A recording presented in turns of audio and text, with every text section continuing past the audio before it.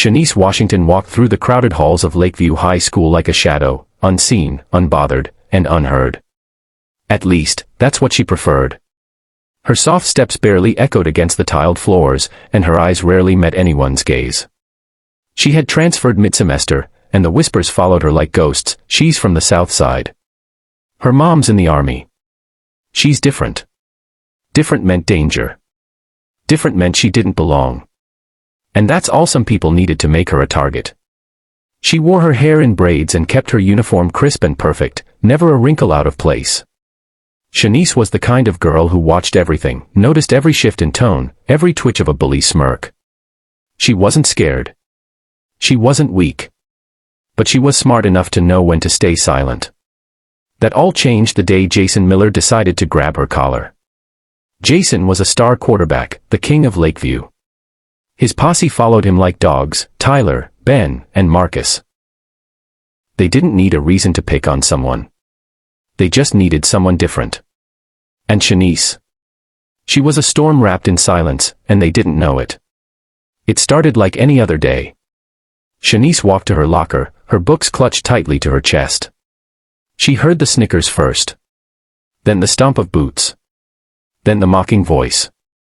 "Hey, new girl." Jason's voice cut through the hallway like a blade. She ignored him, fingers twirling her locker dial. "I said, hey. You deaf or something?" He moved closer. Tyler leaned in. "Bet she thinks she's too good to talk to us." Ben added, "Or maybe she doesn't know how to speak English." The laughter roared. A crowd started to gather. Phones came out. It was the digital age arena, humiliation as entertainment. Shanice finally turned around, her eyes cool and calm. "Is there a reason you're in my face, or are you just bored of bullying kids smaller than you?" Jason stepped forward. "You got a smart mouth, huh?" Before she could blink, his hand shot out and grabbed her collar. Tight. Everyone froze. The air shifted. Time slowed. In that moment, something ancient lit up behind Shanice's eyes, something forged in pain, legacy, and pride. She dropped her books. Her body turned sideways. Crack. Her elbow smashed into Jason's wrist with perfect precision. His grip shattered. He howled, stepping back. But she wasn't done. A pivot. A spinning back kick. Jason hit the locker door with a metallic clang and crumpled. His friends didn't even move, too shocked, too stunned. Phones were still recording. Silence. Then someone whispered, "She knows martial arts." The principal came storming through seconds later. Shanice stood over Jason, breathing steady, eyes locked forward. "He grabbed me," she said simply. They tried to suspend her. Tried. But the video said everything. They couldn't argue self-defense. Couldn't twist the truth when the whole school had seen what really happened. The story spread faster than wildfire. The black girl who destroyed the quarterback. Karate Queen. Don't mess with Shanice. But it wasn't just the fight. It was how she fought. Clean. Calm. Controlled. Mr. Delgado, the guidance counselor, called her into his office. "Where'd you learn to fight like that?" She shrugged.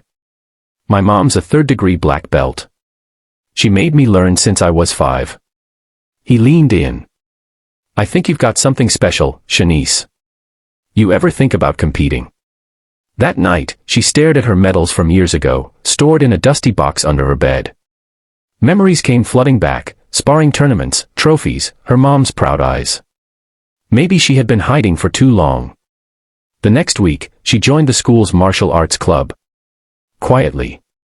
Humbly. But word got out. Everyone started showing up just to watch her train. Even kids who once laughed now watched in awe.